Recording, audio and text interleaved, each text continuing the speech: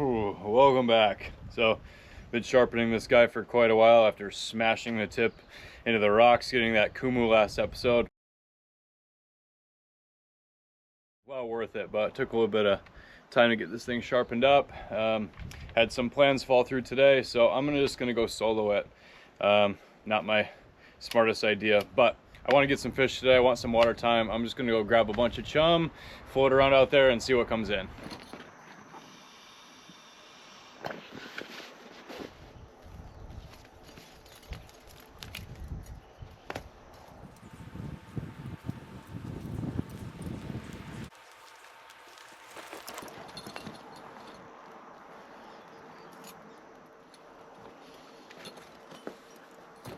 Oh, look at that moo. He hates it when I go diving.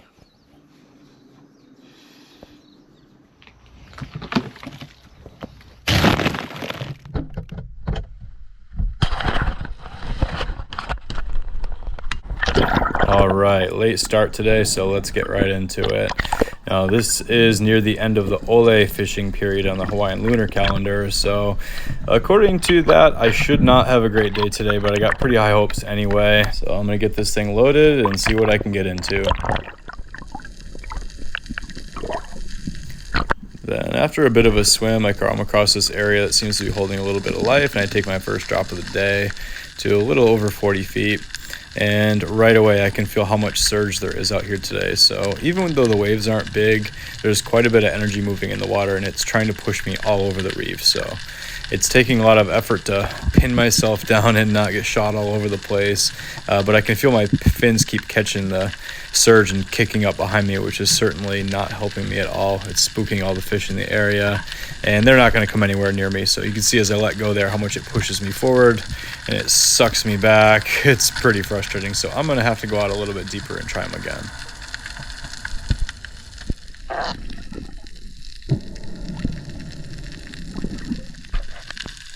So while I'm still a little ways from my target destination, I thought this spot was a little bit calmer, so I went down to try them again and see what's down here. So I'm just under 50 feet, and I landed this cool spot with this awesome honu checking me out from a distance, and then the surge blasts him over to me and then sucks him back away. So the surge is not much better here. The fish are not going to come in on me over here. It's too much work, so I'm going to bail on this one and just keep punching out a bit farther.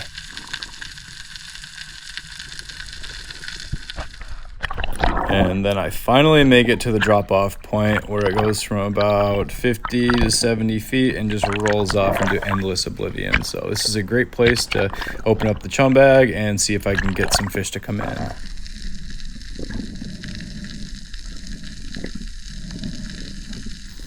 And usually my strategy with chumming is to start with a pretty big handful and crush it all up and get a cloud going.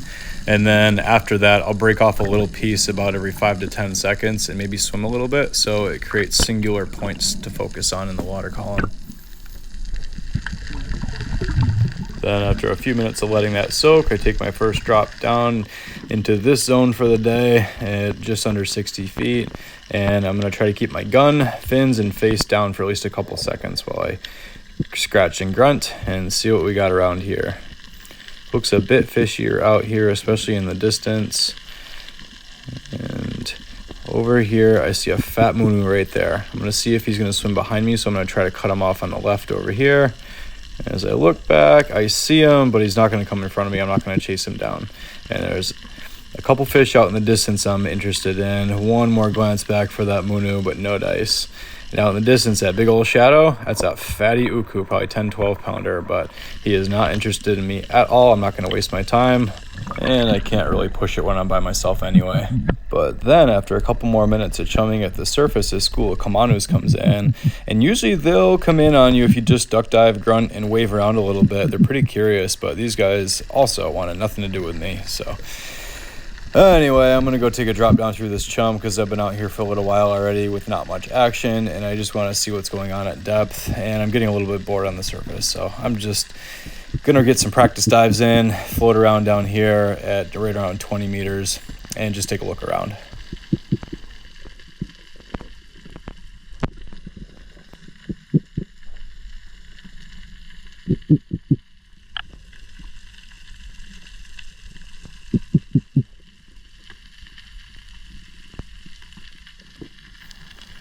I've been out here for quite a while already. I've been chumming a lot. I've been swimming around a little bit. There's really no current, so I'm kind of staying in one spot, which is normally pretty helpful. But this lunar cycle, I think all the fish already ate because nothing is coming in on that chum really at all. The uku wanted nothing to do with it. That munu wouldn't come in front of me. And there's a fatty yellow spot papillo. He's probably 6-7 pounds. And usually those guys are pretty curious too. And I know I'm doing everything right. I'm not moving at all. I'm keeping the gun down. I'm just grunting and flashing that pinky flasher. And he just cruises on out. And I thought maybe I could go hunt him down. He would turn around. And I look back.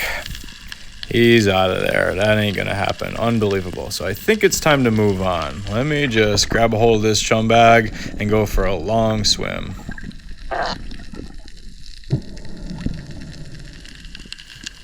And then along the way, I come across this pretty cool section of reef, and I was just getting a little bit bored, so I wanted to come down and check it out, see if I can get anything down here, because it's been about 2 hours and I still have not even pulled my trigger yet.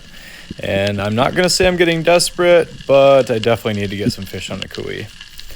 There's a couple pretty fat king coles around, and I do think about grabbing them, but I'm not that desperate yet. I still got some time left out here, and I'm staying hopeful. Even though king cole is fantastic, and I don't want to pass up on a fish now that I'm going to wish I shot later, but that's just the way it goes. I keep changing zones, so I'm staying optimistic, but it's not going to happen here. I'm going to keep moving on. And as I continue my swim, I keep getting followed by schools of fish, mainly huggies, but in this deeper area, I decided to throw out a handful of chum and see if anything would come in on it. And I saw a couple shadows down there that I thought might be ukus. And as I scatter all the huggies to get them off the chum, I look over and I see that they're just pretty big waha nuis. So nothing I'm interested in. I'm just trying to look through the fish and see if there's anything different that stands out that might be fun to shoot. But I'm not really seeing anything. Squid hand, grunt, but just enjoying my time out here in the water, playing around in the ocean all by myself. What a great day. So a couple miles later, no, not that long. I'm dragging this buoy and it's getting a little bit heavy, and all of a sudden the water starts to get really murky. I'm thinking I might have made a mistake. I can't even see the bottom anymore. So I just take a drop down to see if there's any structure underneath me or if I'm just wasting my time. And right away I see a little cave structure I want to go investigate. As I'm drifting down and realizing it's a bit deeper than I thought. It's right around 20 meters or so, which is a little bit deeper than I should be dropping by myself. But I thought maybe there'd be some nice omilus or an alua in there. But down here, it's not even a cave. It's just a little circle structure. So I don't want to hang out down here too long. There's a fatty uhu that's got a spear wound in its back. I don't know who was out here shooting uhus, but he's going to get a pass on me. She rather.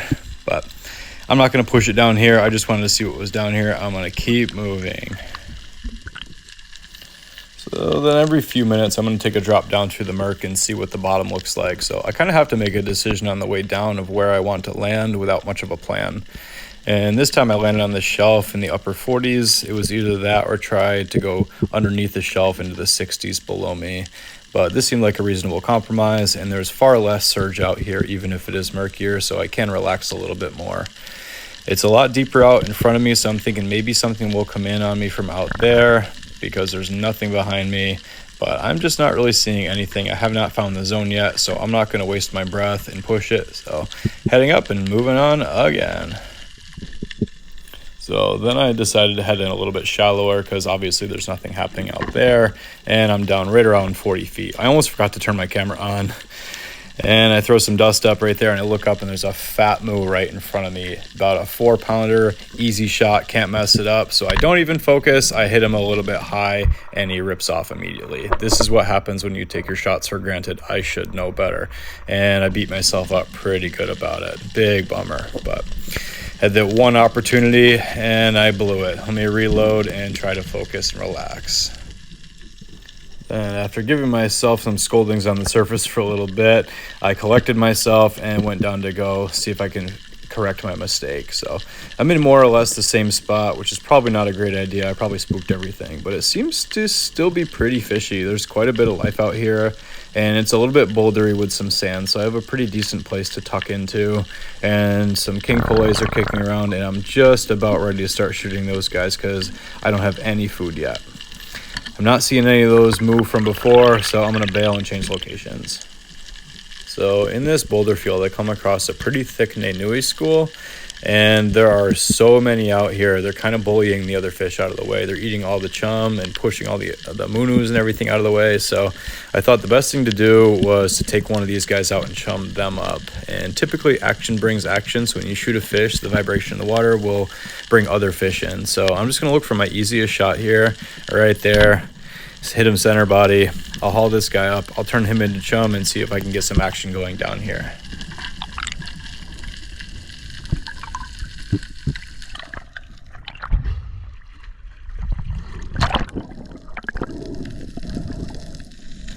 And you can see before I have a chance to haul him up, all the fish were kind of swarming around him trying to peck at him. So it does work.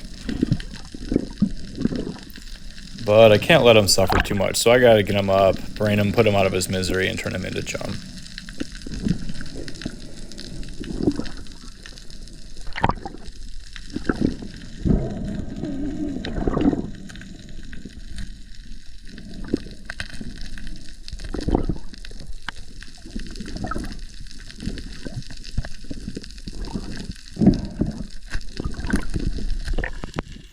Then after a few minutes of chumming, and then a few more minutes of letting that chum soak, a bunch of fish come in. So I take a drop down into these boulders, and I find a really nice spot to tuck into.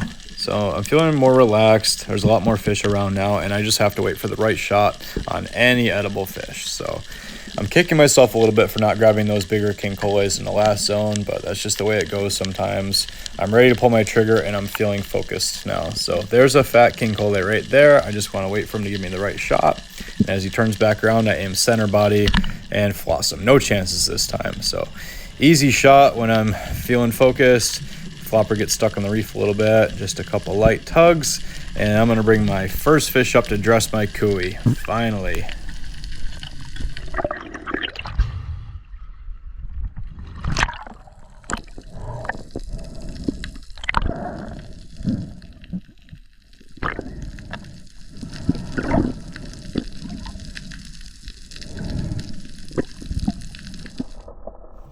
You can boil it, broil it, bake it, barbecue it, saute it, fry it, deep fry it, fillet it.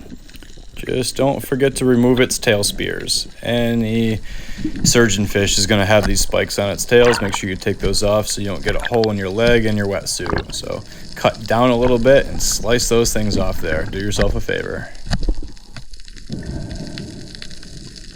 And they can also be a little bit tricky to gut, so I just slice right underneath the pec fins straight down and gut them that way. It's just easier. And after gutting that king cole, I saw something a little bit different down there, so I dove under the murk, and it ended up being a real big old milu. He obviously wanted nothing to do with me and shot underneath that rock. So I kept my eye on him, grabbed him a little bit of chum, and headed down to see if I could call him in. So I found this pretty good spot to hide. I have my flasher on my pinky and a little bit of chum in my hand. There's a couple real fat munus right there, and they take the bait. As I break that chum up, they come right in. I aim for the bigger one in the front, and he sees me, turns around. I'm not going to rush it, but I'm not going to let him go. Take a long shot, and I stoned him. And because I'm not taking any chances, I shoot myself over, grab him by hand because I saw the shaft didn't go all the way through him, and make sure it's a done deal. I'm not letting this guy get away. He's too big, I'm too stoked, and I need that fish today.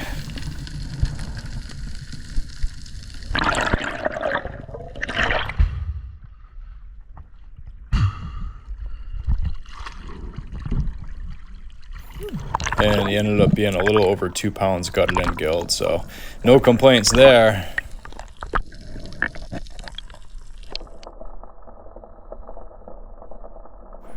All right, I finally got what I need today. I've been in the water for about 5 hours.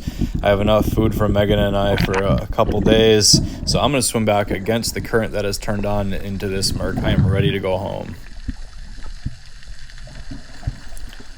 But on the way, I see this flash of a bait ball below me, and I run into this akule. and they're all balled up like they're being hunted. So I'm thinking maybe I can hunt what's hunting them and do them a favor. So I'm settling in towards the bottom. As I go to close the flopper, it won't close. And I realize there's a piece of rock stuck in there and I can't get it out. So I cannot shoot a fish if the flopper's not going to close. So I take my knife out, pop that rock out, and continue on to the bottom. But then as I start drifting towards the bottom, I'm kind of letting go of any thoughts of hunting. I'm just really done with it today, and I just really want to enjoy this last dive without thinking too much. So as I settle into the sand about 60 feet, I'm just going to totally relax, throw a little bit of sand up to see if I can get some attention, and just look around. The akule are swimming underneath me and running into me, which is pretty cool. It's just so amazing to be in this much biomass and just enjoying my time in the water.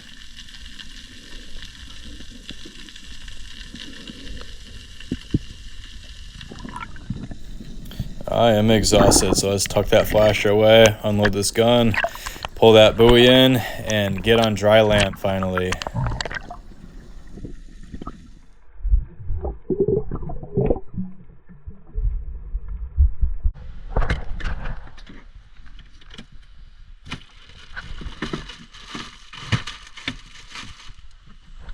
Oof, yeah, earned it out there today. I was over 5 hours in the water. I swam all over that zone, every direction, deep, shallow, murky, clear, chumming, not chumming, boulders, sand. I just couldn't get them to come in. Lucky to get what I got. A little bit of heartbreak, a bit of frustration, but what a great way to spend my day. Just a beautiful day, floating around the water by myself, clearing my head, just me in the elements. It was just such an awesome day. And even though it wasn't anything epic, I didn't land anything crazy, that's just the reality of spearfishing. Learn as much as I can and try to bring some food home. So I did just that, feeling really good about that. So I feel great in my body. I'm gonna go get cleaned up and maybe cook something and rest the rest of the night.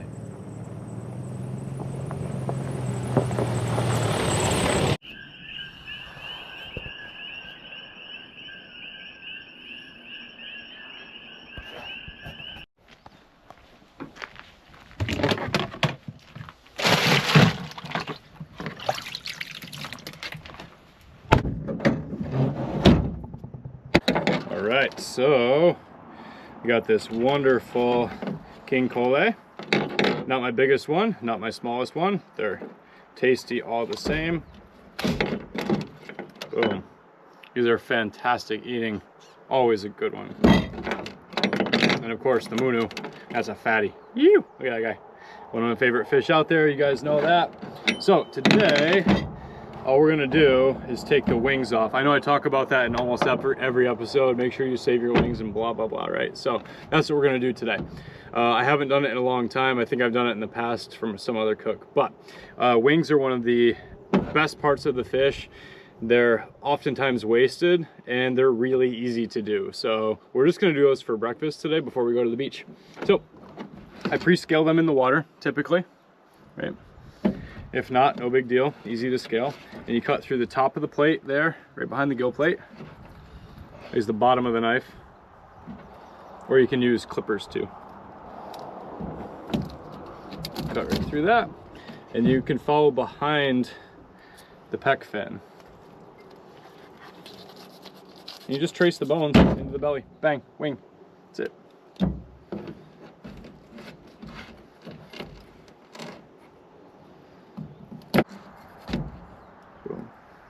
The king cole, I kept this one intact. Usually I split it up the middle, but I kept this one intact, so it's actually the whole collar. So I'm just cutting the bone right here. So there's the pec fin, so I'm gonna cut that right there.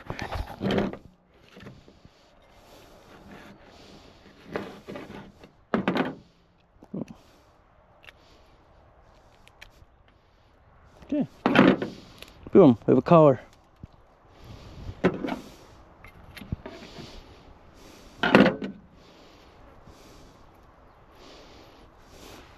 Boom. So I'll just finish filleting these guys up. You've seen that plenty of times. We'll make some amazing food with that too, but we're gonna focus on those wings today.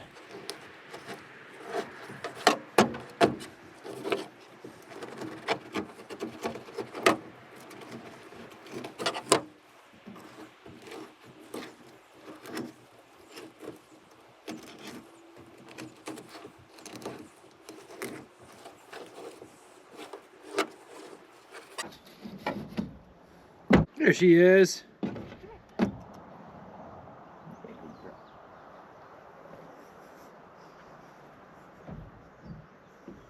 Come on.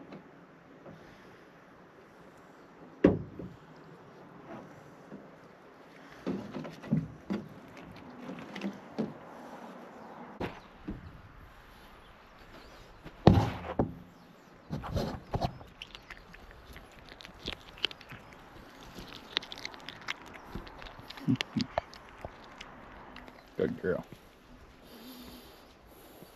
Supposed to be hot in the sun, huh?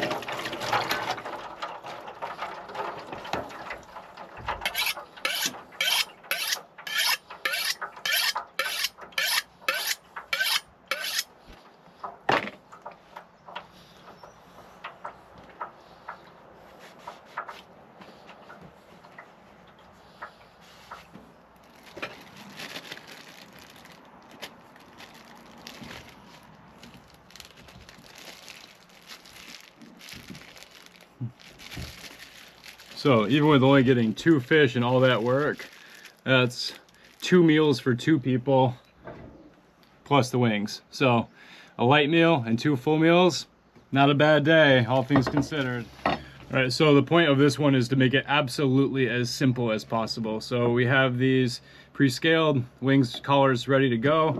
I have some mayonnaise. I can put a little bit of mayonnaise. You can use oil too. Doesn't matter, I just like mayonnaise better.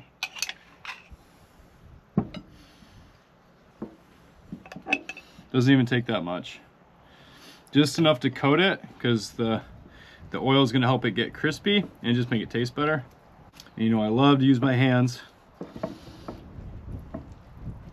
So those are really well coated. And all we're going to do is sprinkle some garlic, salt, and pepper on it, and that's it.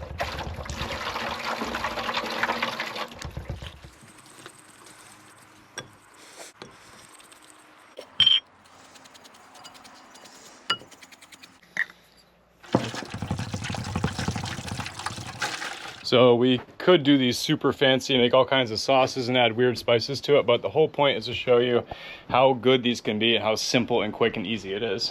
So we're just gonna toss these in the air fryer for like 25 minutes. I think it's just the wing setting, right? So we just put them on wings, it's like 20 to 25 minutes, 400 degrees. All right, let's just toss these guys in the air fryer. Just like that. All right, and, but you have to plug it in if you want it to work. We have the entire house running off of one extension cord, so we have to decide what we need and what we don't. So I need to unplug this, and hopefully that works, and run nothing else so we don't blow the circuit. Okay, all right, we're good. We're gonna go air fry, wings, boop, 425. Bang. Right. Boom. Woo. Right. Woo.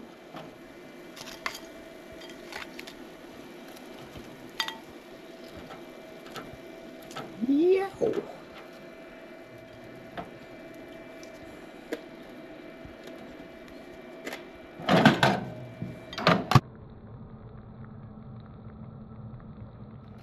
Okay, we gotta go take a picture real quick. Be right back.